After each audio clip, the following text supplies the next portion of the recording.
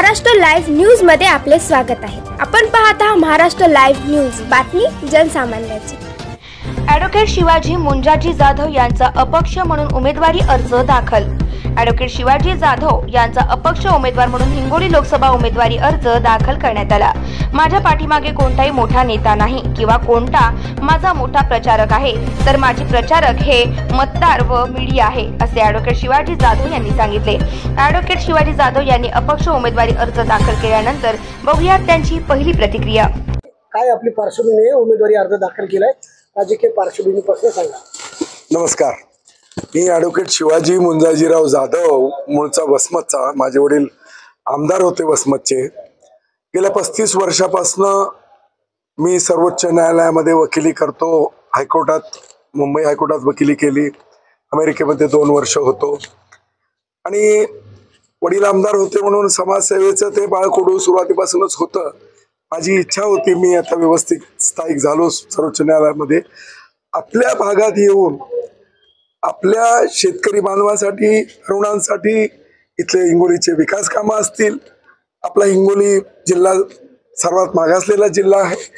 इथे इरिगेशनचे प्रकल्प आणायची गरज आहे, मोठे मोठे इंडस्ट्रीज आणायची गरज आहे।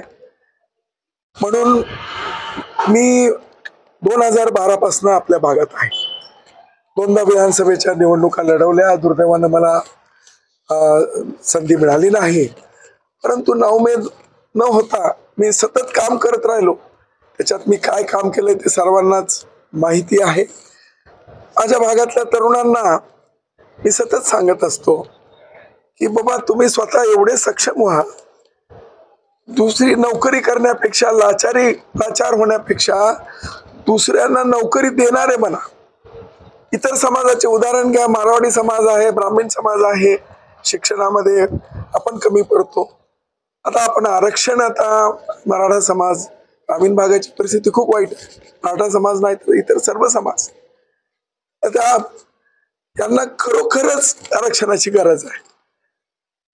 पहिल्यांदाच फडणवीस साहेब मुख्यमंत्री असताना आरक्षण दिलं। पहिले सुरुवातीला कुठल्याही मुख्यमंत्र्यांनी दिलं नव्हतं, परंतु ते त्यांनी दिलं, मराठा समाजाला आरक्षण दिलं। त्यावेळेस मी भारतीय जनता पक्षाचा कार्यकर्ता होतो, त्यांचा उमेदवारही होतो तिथे। परंतु सर्वोच्च न्यायालयामध्ये ते आरक्षण टिकू शकलं नाही आणि खरोखरच त्यांना आरक्षणाची गरज आहे।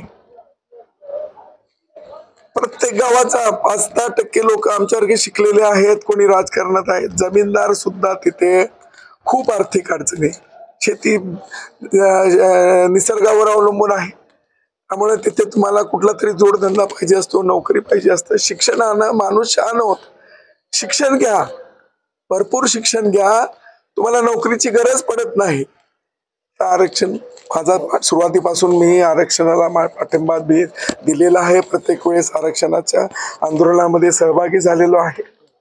त्यामुळे मी आता या हिंगोली लोकसभा सार्वत्रिक निवडणुकीमध्ये मी शिवाजी मुंजाजीराव जाधव एक अपक्ष उमेदवार म्हणून मी जनतेस पुढे उभा आहे। नम्रपणे सर्वांना विनंती करतो की मला एक संधी द्या, मला खूप अनुभव आहे।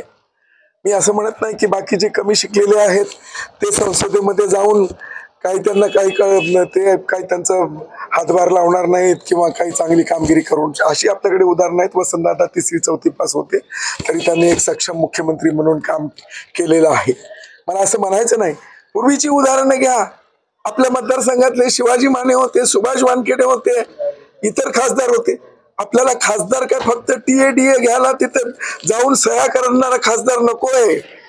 सक्षमपणे आपले इथल्या ज्या समस्या आहेत संसदेमध्ये मांडणारा, तुमच्या कायदे करताना व्यवस्थित अभ्यासपूर्ण आपली मतं मांडणारा, कायदे आपल्या देशासाठी होतात, असा योग्य उमेदवार निवडा असं मी म्हणतो। मी ज्या लोकांना मदत केली, निवडून आले, मोठ्या पदावर गेले, त्यांनी मला माझी साथ सोडली। मी आता एकटा आहे, माझ्या बरोबर कोणीच नाही, मोठे कार्यकर्ते नाहीत, कोणते पदाधिकारी जे माझ्यामुळे जिल्हा परिषद सदस्य झाले, पंचायत समिती सदस्य झालेत, कारखान्याचे 2-2दा संचालक झालेत, माझीच बदनामी, काही कारण असताना मी काय चुकलो, मी दिल्ली, मुंबई, पुणे सगळीकडच्या प्रॉपर्ट्या विकल्या. माझं अफिडेव्हिट बघा, पूर्वीचं अफिडेव्हिट किती कोटीचं होतं ना, आता काय आहेत, कशासाठी विकलं. 10 वर्ष मी देशामध्ये सगळ्यात नंबर 1 ची माझी वकिली होती, एवढं माझं उत्पन्न होतं. 10 वर्ष सगळ्यात जास्त माझी कामं तिथं सुप्रीम कोर्टात फाईल व्हायची. आणि अशा परिस्थितीत आता मी केवळ मला पैसे कमवायला आलो नव्हतो, मला जनतेची सेवा करायची होती. मला एक संधी पाहिजे होती विधानसभेमध्ये, लोकसभेमध्ये जाऊन तुमच्या जनतेचा सगळ्या घटकांचा आवाज मला तिथे उठवायचा होता. यासाठी म्हणून मला पाहिजे होते. हे जे राजकीय माझे विरोधक आहेत त्या लोकांना चिथवून देत आहेत FRP साठी, हे करण्यासाठी. टेम्परल बॉडीमध्ये सुद्धा माझ्यावर जीव घेणा हमला केला या लोकांनी.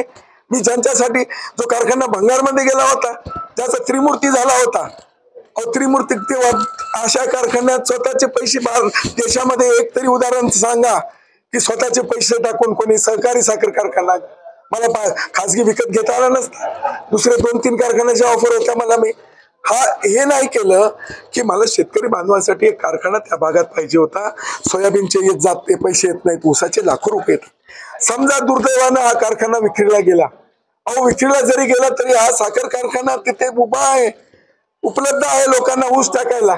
जाऊ द्या ना विक्रीला, सहकारी कशाला, खासगी माणूस कोणीतरी चांगला सक्षमरित्या चालवेल, काय फरक पडतोय. कोणाचे सगळ्यांचे पैसे कलेक्टरकडे हायकोर्टामध्ये काम गेलेलं आहे. एक ना एक पैसा सगळ्या शेतकऱ्यांचा मिळणार आहे, सगळ्यांचे पैसे मिळणार आहे. आता भाजपमध्ये तुमचा टीका टिप्पणी करू इच्छित नाही. भाजपमधला प्रवास, माझा प्रवास, मला संधी दिली, मला जिल्हाध्यक्ष केलं, मला विधानसभेचं तिकीट दिलं 2014ला. 2019ला मी अपक्ष असताना मला जनतेनं एवढं प्रेम केलं, 67,000 मतं मला अपक्ष उमेदवार म्हणून मला मिळाले. माझ्यावर प्रेम करणारी जनता खूप आहे. आज माझे प्रचारक कोणी माझे कार्यकर्ते नाही आहेत, नेते नाही आहेत. माझ्यासाठी कोणी मोठे देश लेवलचा, देश पातळीचा नेता, राज्य पातळीचा नेता येणार नाही. माझा प्रचारक तुम्ही सर्व मीडियातली मंडळी तुम्ही ओळखून घ्या. कोण उमेदवार इथला व्यवस्थित खासदाराची जी घटनेमध्ये कर्तव्य दिलेली आहेत तो कोणत्या चांगल्या प्रकारे बजावू शकतो हे तुम्ही ठरवा आणि माझं नाव जनतेपर्यंत तुम्ही पोहोचू शकता. माझे प्रचारक, माझे मला निवडून देणारे सर्वसामान्य जनता, गरीब शेतकरी, आमचा युवा तरुण, बेकार तरुण, मी त्यांच्यासाठी अहोरात्र झटणार आहे आणि त्यांच्यासाठी ही खासदारकीची निवडणुकीमध्ये हेमंत पाटलांसाठी काय भूमिका? मी अजिबात अर्ज वापस घेणार नाही. मागच्या निवडणुकीमध्ये मी अर्ज मागे घेतला. मला बऱ्याच माझ्या सहकार्याने सांगितलं लोकसभेला अपक्ष वारं असतं, मोदी साहेबांची लाट आहे, तुम्ही बाबा निवडणुकीत राहू नका. मला फडणवीस साहेबांनी सांगितलं की नाही म्हणे अपक्ष म्हणून तुम्हाला येत नाहीये, तुम्ही आमच्याकडे इंटेलिजन्स रिपोर्ट आहेत आणि तुम्हाला पुढे संधी देऊ, विधान परिषद सदस्य देऊ, विधान परिषदेत तुम्हाला आमदार करू. साहेब मला म्हणाले होते, तुम्ही साहेबांना विचारू शकता, मला साहेब म्हणाले होते विधान परिषदेला तुम्हाला आमदार करू. आता शांत बसा. अहोरात्र झटून माझ्या स्वखर्चानं हेमंत पाटलाचा मी प्रचार केला.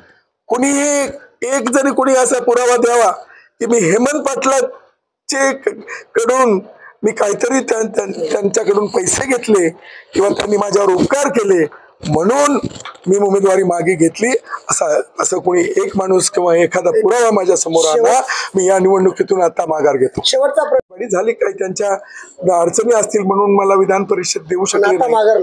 मी आता माघार नाही. मी कोणावरही टीका टिप्पणी मला करायची नाही. जी वस्तुस्थिती होती ती तुमच्या समोर मांडली. कुठल्या परिस्थितीत मी माझा अर्ज मागे घेतला. काही आरोप प्रत्यारोप, काही लोक माझ्या बदनामी करणारे म्हणत असतात की साहेबांनी, शिवाजीरावांनी का अर्ज वापस घेतला, त्याच्या मागे मी स्पष्ट हे तुम्हाला तुमच्या माध्यमामार्फत मी जनतेला सांगू इच्छितो. Subscribe now and press the bell icon. Never miss an update.